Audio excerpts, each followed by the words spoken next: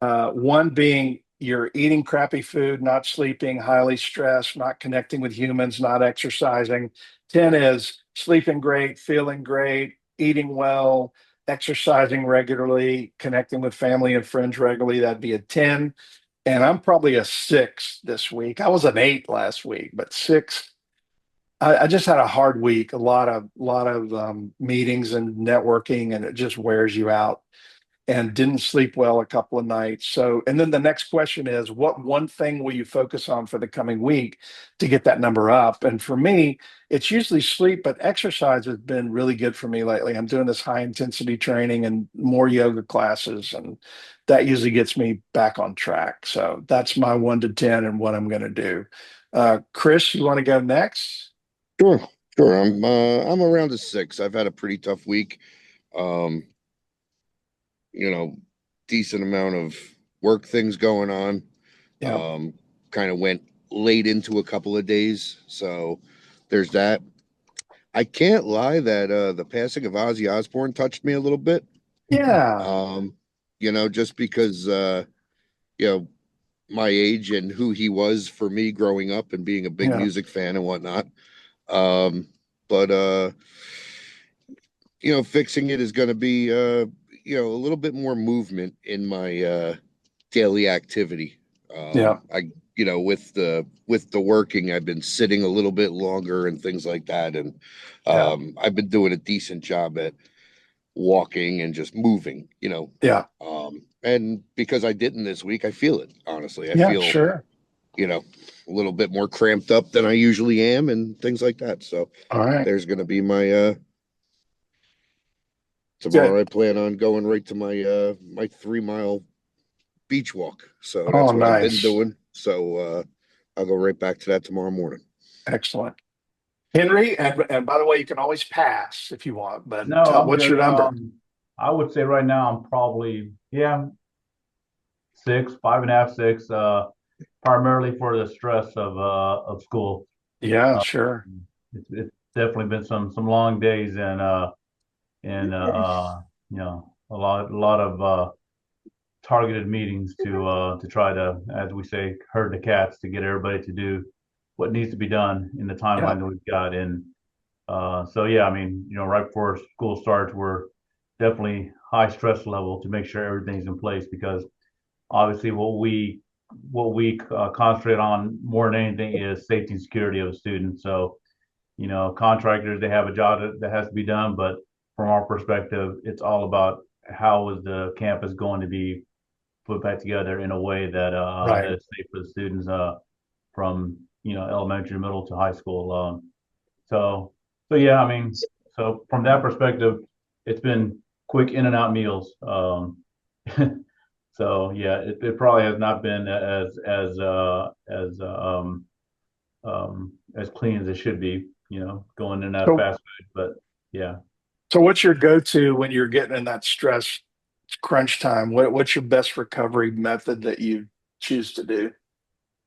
to be honest with you, there'll be times when I'll be out in the field checking on projects, and I'll come back to the office and I'll just really sit in my vehicle for about 20, 25 minutes and just kind of sort of, you know, wind down before I come straight into the office to hit it again. Nice. Because I That's a know good. it's a different environment as soon as going to the office. So really just take about 20, 25 minutes of just sit in the car, listen to some calm music, to be honest with you. Yeah, good. Have That's a my good method, man. XM radio on the 70s channel and just, you know, so really just the calming music more than anything is what I try to concentrate on. Good. Um, It's a good deal. but yeah, I mean, Um, as far as what I'm going to do to to correct things for sure, as we get further into the school year, it's definitely going to be to kind of what Chris was saying is I've probably been not putting as much effort into my well-being as much as I should have just because of all the running around I've been doing.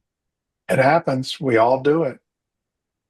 All right, so we're starting this whole series of things on 12 Steps to Great Relationships, Human Connection. And the first thing we start with is a cool exercise I do. So we'll just do it real quick and just see where it goes. So think of all your professional relationships. clients, contractors, union reps, whatever those professional relationships are, how would you describe them? What adjectives would you use? They're full of what? They have a lot of what in them? Just shout them out. Very open. Yeah, open, good. I'm going to add contentious at times. Right. Maybe Gritty. transactional. Transactional. Gritty. Mine could get gritty. Yeah. Um, Really, yeah, defensive.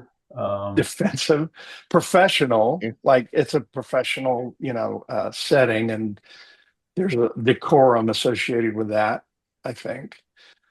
There's trust in my professional relationships for the most part, I think.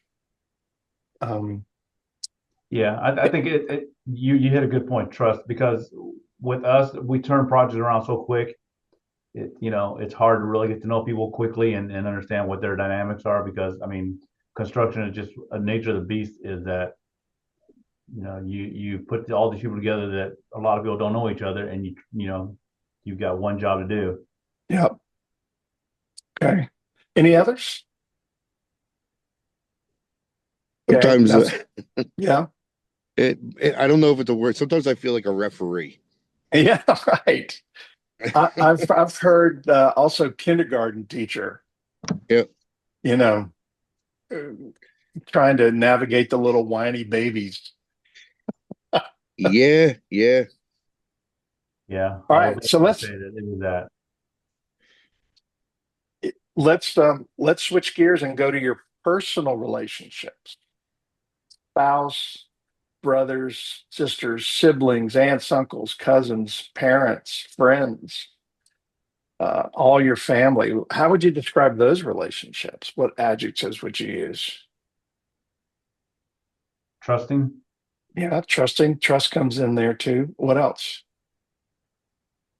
I would use, well, when you look at everybody, I would use close and I would use distant. Yeah, okay, close and distant. I would use love. I might even throw in, for the most part, unconditional love for those Right. relationships because they're not Understanding. yeah, some level of understanding and compassion. What else?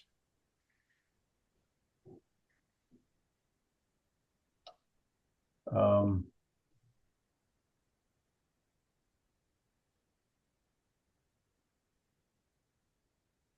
I would say forgiving for me. Mm. There's a lot of guys that I'm friends with that aren't the best friends. Along with aggravation. Yeah, that can be there too as well. Aggravated forgiveness. Yeah, that's right. But there's obviously an underlying love there because otherwise you wouldn't put up with some of that stuff. So, and that gets into that unconditional part. So then the third question we have is, okay, we get usually the professional, it's what we said, transactional, and there's some trust, and it's a professional relationship. It's maybe a little stuffy, a little stodgy, a little distance there. And then the personals usually get into love and unconditional stuff and acceptance and forgiveness and things like that. So my question that I always ask for companies and individuals is, should more of the personal stuff be incorporated into the professional stuff? And then we usually do just a discussion of, if it's yes, then you had your chance. You didn't mention compassion and love for your professional relationships. And if it's not, then why not? And what's the limit? What's the boundary for that? And why don't we infuse more of love, compassion, forgiveness, connection into our professional relationships? I think sometimes people are just too reserved to do that. They want to keep everything at a higher level. Right. Why do you think that is? I some people just naturally put up walls. Yeah. And Sometimes uh, in, go ahead. no, I'm sorry. I was going to say, sometimes in this business, I think too much compassion is a sign of weakness. Hmm. Yeah, I've seen it. I've definitely found myself doing that. Is you know you read an email or you get a message and you kind of want to respond a certain way, but you're like, okay, well, let me step back because it, you know, sometimes, you gotta just be, upfront with them and say, look, I understand you made a mistake. Uh, you know, certainly, you want people to kind of own up to those issues. So yeah. Yeah, I mean, and these usually we get some really good discussions, and some people say no. There's a hard stop and a red line that you can't cross, and some say, well, it depends on the who I'm dealing with, whatever that You know, client is or trade partner, and some are more open to it, don't want anything at all to do with that. I So you I gotta, think it, I think what yeah, happens, Brent, is most of us start off in a good place and then we get burnt. yeah, And Yeah. you get burnt and you go, okay, and you do it again, you get burnt again, and then you start looking at yourself in the mirror, almost like the cartoon of, the cat chasing the mouse and the mouse does something and their head turns into a jackass. It's right, like, yeah, right, yeah, what am I doing? yeah, Like, am I ever gonna learn? yeah. It's true. So I get it, and you can be burned a bunch, and then you start putting up those walls to keep from getting burned again. Yeah, I mean, But I definitely, I've got certainly some folks that I work with that we, you know, we work well together, and then after hours, every now and again at conferences, we'll just, throw back a beer or whatever, and just have short conversations, and uh, but we can easily go back to the professional side of things where we're talking about, okay, because I've been doing this long enough to I understand that at the end of the day, everybody has their own company they've got to be responsible for. yeah, And I say it all the time. It's like nobody's in a business to lose money, but what I don't like to see is when I see people that I catch, egregiously putting things in change order, putting things in items like, well, I mean, certain things I can write off. Okay, maybe it was a cut and paste from the last project, whatever. But it's like certain things I look at and it's like, okay, you were just looking at me to see if I catch it or not. And right, right. so, You lose the trust immediately, exactly. You, right? you lose the Yeah, trust real quick, and it makes it tough from that perspective to gain it again. yeah. But here's the question I always ask too, as part of this exercise: is think of the best project you've ever been on. What were the relationships like? And usually they say, it's more like a friendship, and we were close, and we went out after work, and we had a lot of trust, and we had great communication, and all those things. And then I always say, okay, think about the worst project you've ever been on. Picture Yeah, that one. What were yeah, the relationships like? And contentious. I mean, almost, I've been on yeah, projects where I went to a meeting once, and uh, and this was when I was on the contractor side of things, and the owner came in literally with the contract in his hand to every OAC meeting. It's like, really? You yeah, know, it's like that's how that's how you want to conduct your meetings, where you're literally flipping through the contract, reading, where you're yeah. gonna, you know, A gotcha. yeah, Get the gotcha on every gotcha one of them. It's going. like, Yeah. uh, Yeah, it's so true. And there's a lot of studies that back this up from LCI, Lean Construction Institute, Penn State, CII. They all have studies that indicate that those team dynamics and relationships are not just leading indicator. I mean, not just okay and pretty good for a project. They're leading indicators on project success. They're KPIs. So we got to spend more time cultivating those relationships. Nobody ever said, you know what, we hated each other's guts, but what a great project that was. That just that never happens, right? yeah, this came well, up you at you also go ahead.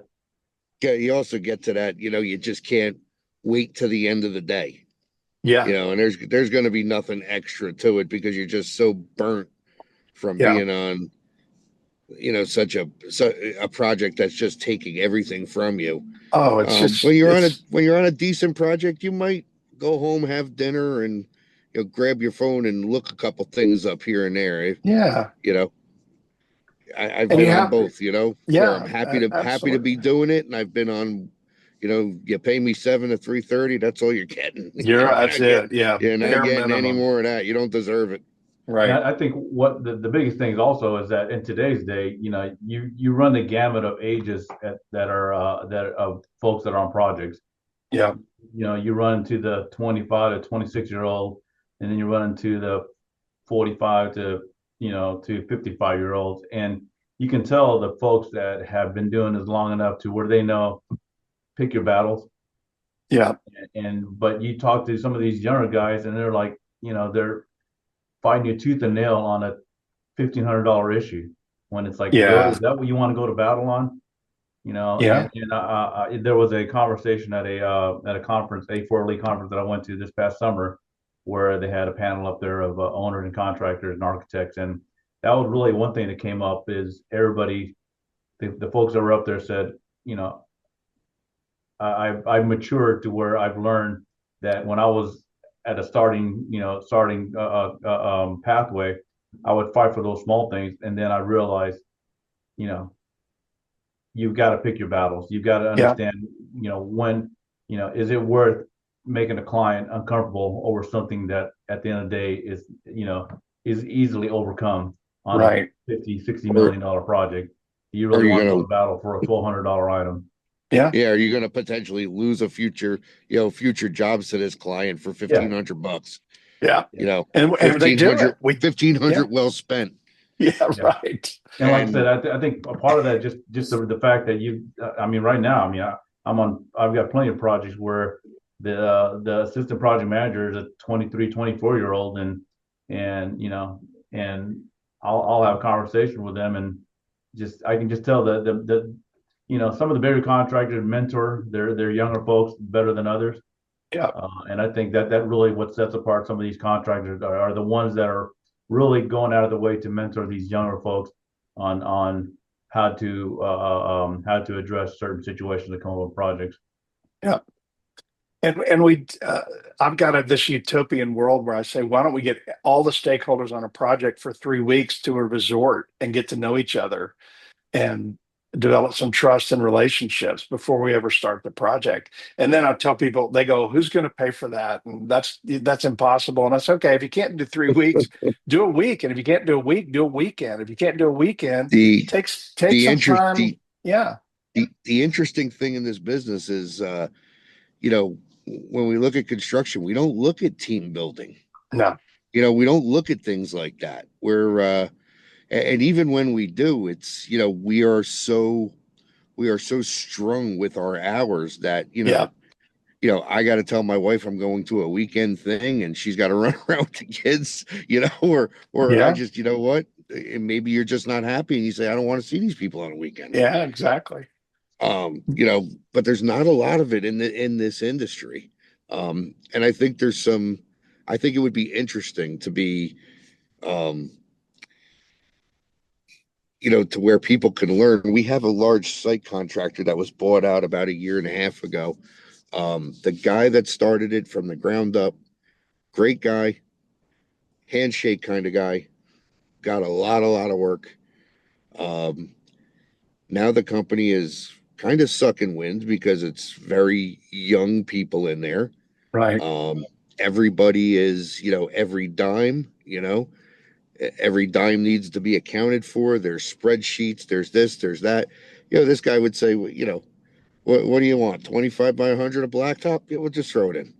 Yeah. It wasn't a big deal. Not And worth they're like, arguing over. well, Yeah, now we got to figure out the excavation, the base, the this.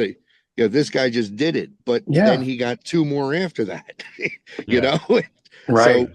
they Well, thought they were getting it for free, but we all know right here between the three of us, they paid for it on the next one. You He bet. put it in there, Yeah. so whatever. yeah. I But mean, like I said, nope, there's definitely some contractors that I know that do a much better job than others on, you know, and you see it on LinkedIn, team building and things of that type. And I've gone to a couple of I've been invited to a couple of sessions with contractors to help, when they're, I guess it's called like upcoming leaders or something within their organization. So some of the younger folks, they'll invite me in to discuss from the owner's perspective, what is it that I look for from a team? Right. What do I value?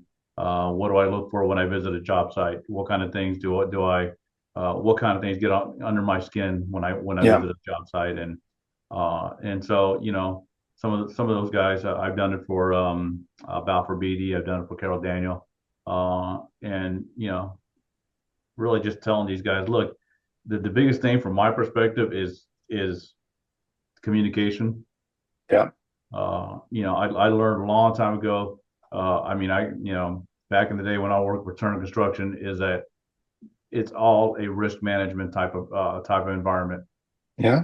And the better you do with managing your risk of a project, that's really what's going to set you aside. And I said, you need to know those drawings better than anybody else on the project.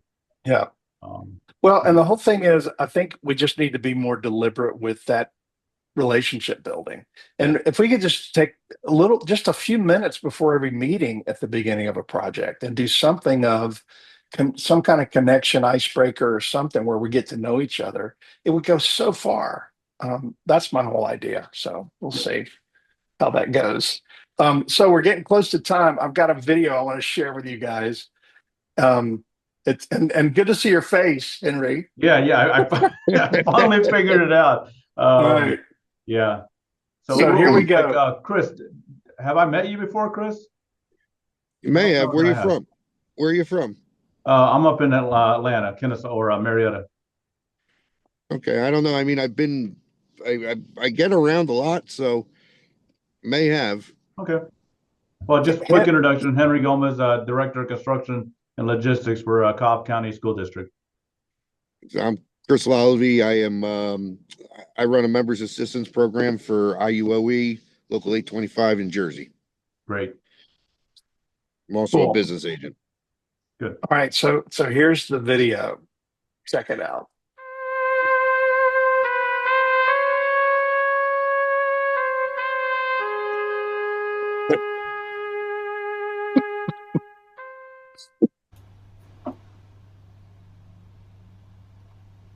I want you to do a change order for no money.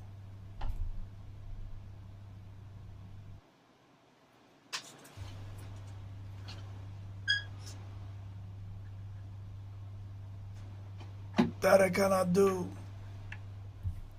As the owner, I'm asking you for a change order for no money. We've known each other many years, but this is the first time you come to me for counsel or for help. I can't remember the last time you invited me to your house for a cup of coffee. Even though my wife is godmother to your only child. But let's be frank, you never wanted my friendship. And you were afraid to be in my debt. I still would like a change order for no money. I understand. You found paradise on this project and you had it made. I kept giving, contract protected you, and there were courts of law. You didn't need a friend like me. But now you come to me and you say, Don Corleone, give me a change order. But you don't ask with respect. You don't offer friendship. You don't even think to call me contractor. Instead, you come into my house on the day my daughter's to be married and you ask me for a change order for no money. Buonasera. Buonasera. What have I ever done to make you treat me so disrespectfully?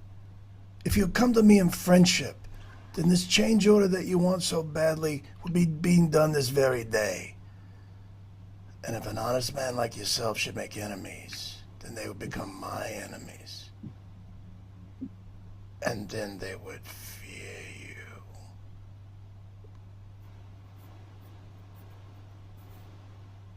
Be my friend?